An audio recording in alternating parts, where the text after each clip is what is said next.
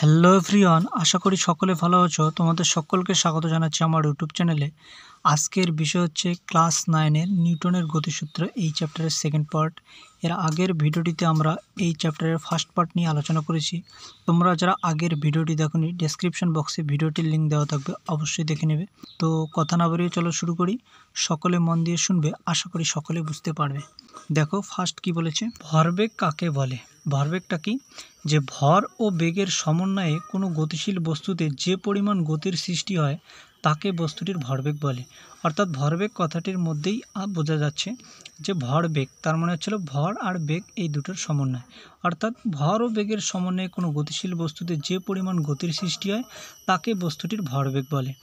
বস্তুর ভরবেগের মান বস্তুর ভর ও বেগের গুণফলের সমান, অর্থাৎ ভর ইন্টু বেগ। কোনো বস্তুর ভর যদি এম হয় এবং বেগ ভি হলে বস্তুটির ভরবেগ হবে ভর ইন্টু বেগ, অর্থাৎ ভর এম আর বেগ ভি, অর্থাৎ ভরবেগ is equal to M into V. এরপর রয়েছে বিভিন্ন একক পদ্ধতিতে ভরবেগের একক। ভরবেগের একক সিজিএস পদ্ধতিতে কি, যখনই আমরা একক বের করব তখনই মনে রাখবো যে ভরবেগ মানে হলো ভর ইন্টু বেগ, অর্থাৎ ভরের একক আর বেগের একক যদি আমরা বের করতে পারি তাহলেই আমরা ভরবেগের একক বের করতে পারবো। তাহলে দেখো ভরবেগের একক কীভাবে হয় আমি তোমাদের বোঝাচ্ছি। ভরবেগের একক আমাদের বার করতে গেলে আমাদের মাথায় ঠিক তখনই মনে রাখতে হবে যে ভরবেগ মানে আমরা জানি ভর ইন্টু বেগ। তাহলে ভরের একক আর বেগের একক যদি আমরা বার করতে পারি তাহলেই আমরা ভরবেগের একক বার করতে পারবো। তাহলে দেখো ভরবেগ মানে আমরা জানি ভর ইন্টু বেগ, তাহলে বেগ মানে আবার জানি আমরা সরণ বাই সময়। তাহলে ভর ইন্টু সরণ বাই সময়, অর্থাৎ ভরের একক, সরণের একক আর সময়ের একক আমরা যদি জানি তাহলেই আমরা ভরবেগের একক জানবো। তাহলে দেখো সিজিএস পদ্ধতিতে ভরবেগের এককটা কি, যে সিজিএস পদ্ধতিতে ভরের একক গ্রাম, সরণের একক সেমি, সময়ের একক সেকেন্ড। তাহলে সিজিএস পদ্ধতিতে ভরবেগের একক কী হবে, যে গ্রাম ডট সেমি পার সেকেন্ড। বোঝা গেল।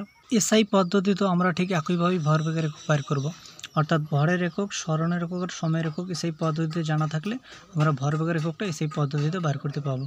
যে ভরের একক এসআই পদ্ধতিতে কেজি, সরণের একক মিটার, সময়ের একক সেকেন্ড। তাহলে ভরবেগের একক এসআই পদ্ধতিতে হচ্ছে KG dot metre per second. তো এইভাবে আমরা কোনো ভৌত রাশির একক ভেঙে ভেঙে বার করব। বোঝা গেল। এরপর রয়েছে ভরবেগের রাশি। ভরবেগের রাশি কি, যে ভরবেগ হলো একটি ভেক্টর রাশি, অর্থাৎ যে রাশির মান ও অভিমুখ দুই আছে তাদের আমরা ভেক্টর রাশি বলি। যেহেতু ভরবেগের মান ও অভিমুখ দুই আছে তাই ভরবেগ একটি ভেক্টর রাশি। তাছাড়া একটি স্কেলার ও একটি ভেক্টর রাশির গুণফল সর্বদা একটি ভেক্টর রাশি হয়। কি বললো, যে একটি স্কেলার ও একটি ভেক্টর রাশির গুণফল সর্বদা একটি ভেক্টর রাশি। যেহেতু ভরবেগ হচ্ছিল ভর ইন্টু বেগ, ভর হলো স্কেলার রাশি আর বেগ হলো ভেক্টর রাশি, সুতরাং একটি স্কেলার আর একটি ভেক্টর, অর্থাৎ ভর স্কেলার, বেগ হলো ভেক্টর, অর্থাৎ একটি স্কেলার ও একটি ভেক্টর রাশির গুণফল সর্বদা একটি ভেক্টর রাশি, অর্থাৎ ভরবেগ হলো একটি ভেক্টর রাশি, অর্থাৎ এর মান ও অভিমুখ দুই আছে। বস্তুর বেগের অভিমুখই ভরবেগের অভিমুখ। ভরবেগের অভিমুখটা কি, যে বস্তুর বেগের যে অভিমুখ সেটাই হলো বস্তুর ভরবেগের অভিমুখ। এরপর রয়েছে ভরবেগের মাত্রা। তো দেখো ভরবেগের মাত্রাটা কীভাবে বের করব। ভরবেগের মাত্রা বার করতে গেলে আমাদের ঠিক তখনই মাথায় আনতে হবে যে ভরবেগ মানে কি, যে ভরবেগ মানে হচ্ছিল ভর ইন্টু বেগ। তাহলে ভরের মাত্রা আর বেগের মাত্রা যদি আমরা জানি তাহলে ভরবেগের মাত্রাও আমরা বার করতে পারবো। তাহলে ভর, বেগ মানে আবার আমরা জানি সরণ বাই সময়, তাহলে ভর ইন্টু সরণ বাই সময়। তাহলে ভরকে আমরা লিখি এম দিয়ে, সরণ লিখি এল, সময় হচ্ছিল টি, তাহলে এম এল, টিটা উপরে গেলে হবে টি টু দি পাওয়ার -1, অর্থাৎ ভরবেগের মাত্রা কি, ভরবেগের মাত্রা হলো M L T two the পাওয়ার -1। বোঝা গেল। এরপর রয়েছে নিউটনের দ্বিতীয় গতিসূত্র। নিউটনের ফার্স্ট গতিসূত্র আমরা এর আগের ভিডিওটিতে পড়েছি, আজকে আমরা পড়ব নিউটনের দ্বিতীয় গতিসূত্র। নিউটনের দ্বিতীয় গতিসূত্র কি, যে কোনো বস্তুর ভরবেগের পরিবর্তনের হার বস্তুটির উপর প্রযুক্ত বলের সমানুপাতিক এবং প্রযুক্ত বল যেই দিকে ক্রিয়া করে ভরবেগের পরিবর্তন সেই দিকে ঘটে। আর নিউটনের গতিসূত্রটা কি, যে কোনো বস্তুর ভরবেগের পরিবর্তনের হার বস্তুটির উপর যে বল প্রযুক্ত হবে সেই প্রযুক্ত বলের সমানুপাতিক এবং প্রযুক্ত বল যেদিকে ক্রিয়া করে ভরবেগের পরিবর্তন সেই দিকে ঘটে। নিউটনের দ্বিতীয় গতিসূত্র থেকে বলের পরিমাপ অথবা নিউটনের এই দ্বিতীয় গতিসূত্রটা যা আছে, এই দ্বিতীয় গতিসূত্রের গাণিতিক রূপটা কি, যে ধরি এম ভরের একটি বস্তু ইউ বেগে গতিশীল। তাহলে বস্তুর ভর এম এবং বস্তুটি ইউ বেগে গতিশীল। এখন বস্তুটির উপর টি সময় ধরে যদি আমরা এফ বল প্রযুক্ত করি, এর ফলে বস্তুটির গতিতে এ ত্বরণ সৃষ্টি হলো এবং টি সময় পরে বস্তুর বেগ ভি। তাহলে বস্তুর ভর এম, বস্তুর প্রাথমিক বেগ ইউ, টি সময় ধরে এফ বল প্রযুক্ত হলে বস্তুর মধ্যে যদি এ ত্বরণ সৃষ্টি হয় এবং টি সময় পরে বস্তুর বেগ যদি ভি হয়, তাহলে এক্ষেত্রে বস্তুর প্রাথমিক ভরবেগ কত, যে বস্তুর ভর এম, প্রাথমিক বেগ ইউ, তাহলে প্রাথমিক ভরবেগ হচ্ছে হলো এম ইউ। তাহলে টি সময় পরে বস্তুটির ভরবেগ কত, যে টি সময় পরে বস্তুর বেগ হয়েছে ভি, তাহলে ভর হচ্ছে হলো এম, তাহলে বস্তুর টি সময় পর ভরবেগ হচ্ছে হলো এম ভি। তাহলে টি সময়ে বস্তুটির ভরবেগের পরিবর্তন কত, যে প্রথমে ভরবেগ ছিল এম ইউ, তারপর হলো এম ভি, তাহলে টি সময় পরে বস্তুটির ভরবেগের পরিবর্তন কত, M V minus M U, অর্থাৎ অন্তিম থেকে প্রাথমিক ভরবেগটা বিয়োগ করে দিলেই আমরা ভরবেগের পরিবর্তনটা পাবো টি সময় পরে। তাহলে টি সময় পরে বস্তুর ভরবেগের পরিবর্তন M V minus M U. তাহলে ভরবেগ পরিবর্তনের হার কি, যে ভরবেগ পরিবর্তনের হার মানে আমরা জানি সময় দিয়ে ভাগ, অর্থাৎ M V minus M U by T. তাহলে উপর থেকে যদি আমরা এম কমন নেই তাহলে আসলো M into V minus U by T. তাহলে আবার আমরা জানি বেগের পরিবর্তনের হারকে ত্বরণ বলে, তাহলে ভি মাইনাস ইউ বাই টি এই পুরোটাকে আমরা ত্বরণ লিখতে পারি, অর্থাৎ এ বা এফ দিয়ে লিখতে পারি। তাহলে ভরবেগের পরিবর্তনের হার কত হলো এম এফ। তাহলে এখন নিউটনের গতিসূত্রটা কি পড়লাম, যে কোনো বস্তুর ভরবেগের পরিবর্তনের হার বস্তুটির উপর প্রযুক্ত বলের সমানুপাতিক এবং প্রযুক্ত বল যেদিকে ক্রিয়া করে ভরবেগের পরিবর্তনে সেই দিকে ঘটে। তাহলে ভরবেগের পরিবর্তনের হার প্রযুক্ত বলের সমানুপাতিক। তাহলে ভরবেগের পরিবর্তনের হার হচ্ছে হলো এম এ, প্রযুক্ত বল হচ্ছে হলো এফ। তাহলে নিউটনের দ্বিতীয় গতিসূত্র অনুসারে ভরবেগের পরিবর্তনের প্রযুক্ত বলের সমানুপাতিক, অর্থাৎ প্রযুক্ত বল যদি এফ হয়, ভরবেগের পরিবর্তন যেহেতু এম এফ বা এম এ, তাহলে নিউটনের দ্বিতীয় গতিসূত্র অনুসারে এফ সমানুপাতিক এম এ। তাহলে সমানুপাতিক চিহ্নটা যদি আমরা উঠিয়ে দেই তাহলে হচ্ছে F is equal two K into M A, অর্থাৎ কে একটা আমরা যখন সমানুপাতিক চিহ্ন উঠিয়ে দেবো তখন আমরা একটা ধ্রুবক নিয়ে আসবো, ধ্রুবকটা ধরা হলো কে। তাহলে এই কে এর মান বলের এককের উপর নির্ভর করে। এখন একক ভরের বস্তুর উপর ক্রিয়া করে যে বল একক ত্বরণ সৃষ্টি করে তাকে একক বল ধরলে, অর্থাৎ বস্তুর ভরকে আমরা যদি এক ধরি, ত্বরণ এক এবং প্রযুক্ত বল যদি এক হয়, অর্থাৎ প্রযুক্ত বল 1, বস্তুর ভর 1, ত্বরণ যদি 1 হয় অর্থাৎ একক হয়, তাহলে আমরা কে এর মানটা এই সমীকরণ থেকে আমরা কে এর মানটা পাবো 1।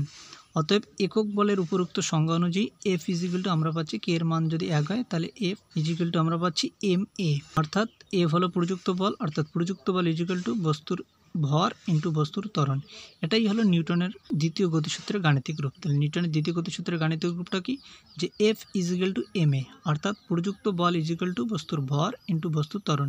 তো এই সূত্র দিয়ে আমরা পরবর্তীতে অঙ্ক করব, বোঝা গেল। নিউটনের দ্বিতীয় গতিসূত্র থেকে প্রাপ্ত বিষয়, নিউটনের দ্বিতীয় গতিসূত্র থেকে আমরা কি কি বিষয়ে জানতে পারলাম, যে নিউটনের দ্বিতীয় গতিসূত্র থেকে আমরা ভরবেগ সম্বন্ধে ধারণা পাই, বলের পরিমাপ পাই, বলের একক পাই এবং বলের নিরপেক্ষ নীতি পাই। তো এই সমস্ত জিনিস মনে রাখবে যে নিউটনের দ্বিতীয় গতিসূত্র থেকে কি জানা যায়, যদি বলে তোমাকে তাহলে বলবে যে ভরবেগ সম্বন্ধে ধারণা পাই, বলের পরিমাপ পাই, বলের একক পাই আর বলের নিরপেক্ষ নীতি পাই। এরপর রয়েছে বলের একক। বলের এককটা কি, দেখো আমরা কিভাবে বলের একক বার করি।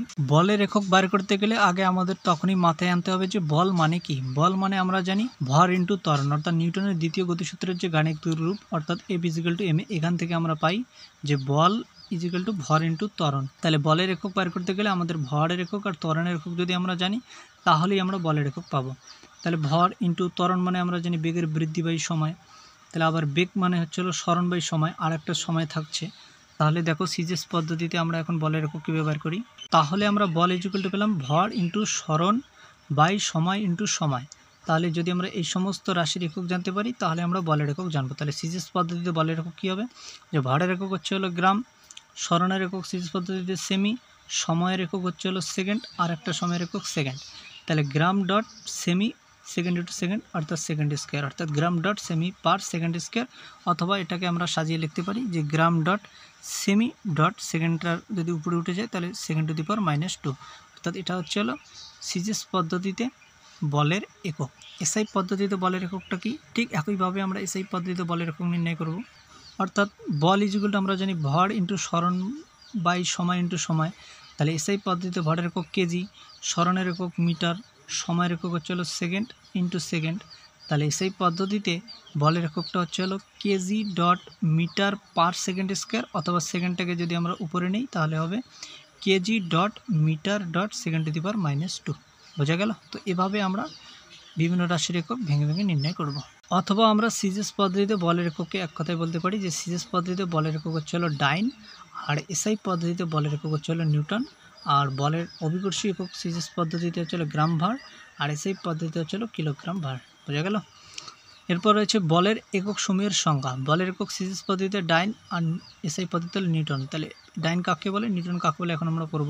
যে বল ইজিক্যাল টু আমরা জানি ভর ইন্টু ত্বরণ। তাহলে যে পরিমাণ বল 1 গ্রাম ভরের বস্তুর উপর ক্রিয়া করে 1 সেমি পার সেকেন্ড স্কোয়ার ত্বরণ সৃষ্টি করে তাকে একডাইন বলে। তাহলে একডাইনটা কি, যে পরিমাণ বল 1 গ্রাম ভরের বস্তুর উপর ক্রিয়া করে 1 সেমি পার সেকেন্ড স্কয়ার ত্বরণ সৃষ্টি করে তাকে একডাইন বলে। আর 1 নিউটন বলটা কি, যে পরিমাণ বল 1 কেজি ভরের বস্তুর উপর ক্রিয়া করে 1 মিটার পার সেকেন্ড স্কয়ার ত্বরণ সৃষ্টি করে তাকে 1 নিউটন বলে। অর্থাৎ একডাইন ইজিক্যাল টু হচ্ছে 1 গ্রাম ডট সেমি পার সেকেন্ড স্কয়ার, আর 1 নিউটন ইজিক্যাল টু হচ্ছে 1 KG dot metre per second square. বোঝা গেল।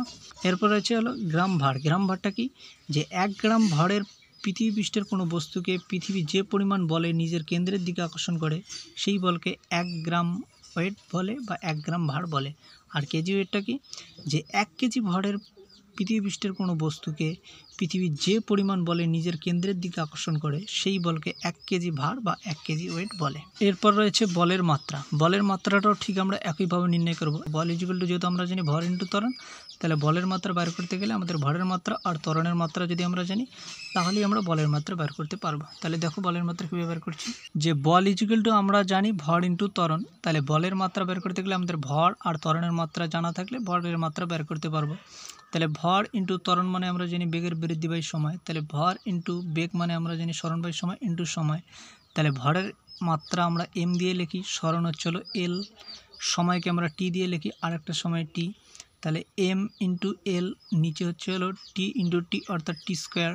তাহলে এই স্কোয়ারটা যখন উপরে উঠে যাবে তখন মাইনাস হয়ে যাবে, অর্থাৎ M L T two the power -2। তাহলে এটাই হচ্ছে বলের মাত্রা। বোঝা গেল। এরপর রয়েছে বলের একক সময়ের মধ্যে পারস্পরিক সম্পর্ক, অর্থাৎ নিউটন ও ডাইনের মধ্যে সম্পর্ক কি, গ্রাম ভার ও ডাইনের মধ্যে সম্পর্ক, কেজি ওয়েট ও নিউটনের মধ্যে সম্পর্ক কি, এগুলো আমরা জানবো। 1 নিউটন ইজিক্যাল টু আমরা কি জানি, যে বল মানে হলো ভর ইন্টু ত্বরণ, তাহলে 1 newton is equal to 1 KG into 1 metre per second square. তাহলে 1 কেজি মানে হলো 1000 গ্রাম, আর 1 মিটার পার সেকেন্ড স্কোয়ার মানে হচ্ছিল 100 সেমি পার সেকেন্ড স্কোয়ার। তাহলে 1000 আর 100 এটাকে আমরা একবারে লিখতে পারি 10 to the power 5 gram dot সেমি পার সেকেন্ড স্কোয়ার, অর্থাৎ গ্রাম ডট সেমি পার সেকেন্ড স্কোয়ার, এটাকে আমরা ডাইন বলি। তাহলে 10 টু দি পাওয়ার 5 ডাইন। তাহলে 1 নিউটন ইজিক্যাল টু কত, যে 10 টু দি পাওয়ার 5 ডাইন। তাহলে নিউটন আর ডাইনের মধ্যে সম্পর্ক কি, যে নিউটন আর ডাইনের মধ্যে সম্পর্ক হচ্ছিল 1 newton is equal to 10 to the power 5 dyne. 1 gram ভার বা ওয়েট ইজিক্যাল টু 981 ডাইন, এটা মনে রাখবে। আরেকটা হচ্ছিল 1 কেজি ওয়েট ইজিক্যাল টু হচ্ছিল 9.81 নিউটন, এটা মনে রাখবে। এরপর রয়েছে নিউটনের দ্বিতীয় গতিসূত্রটির প্রয়োগের শর্ত। নিউটনের দ্বিতীয় গতিসূত্রটি প্রয়োগের শর্ত কি, যে স্থির বা সমবেগে গতিশীল নির্দেশতন্ত্রে, এক কথায় জড়ত্বীয় নির্দেশতন্ত্রে কোনো বস্তুর ভরকেন্দ্রে অপ্রতিসম বলের প্রয়োগের ক্ষেত্রে বল ইজিক্যাল টু ভর ইন্টু ত্বরণ এই সূত্র প্রযোজ্য হবে। তাহলে নিউটনের দ্বিতীয় গতিসূত্রটি প্রয়োগের শর্ত কি, যে স্থির বা সমবেগে গতিশীল নির্দেশতন্ত্রে কোনো বস্তুর ভরকেন্দ্রে অপ্রতিসম বলের প্রয়োগের ক্ষেত্রে নিউটনের দ্বিতীয় গতিসূত্রটি প্রযোজ্য হবে। তো আজকে এ পর্যন্তই। এর পরের ভিডিওতে আমরা বাকি পার্ট নিয়ে আলোচনা করব এই চ্যাপ্টারের। তো তোমাদের ক্লাসটা কেমন লাগলো অবশ্যই কমেন্ট বক্সে জানাবে, তোমাদের কমেন্টসের অপেক্ষায় রইলাম। তোমরা সকলে ভিডিওটা শেয়ার করে দিবে তোমাদের বন্ধুদের মধ্যে, এবং অবশ্যই চ্যানেলটা সাবস্ক্রাইব করবে এবং পাশের থাকা বেল আইকনটা ক্লিক করবে পরবর্তী ভিডিওর নোটিফিকেশনের জন্য। সবাই ভালো থেকো, টাটা।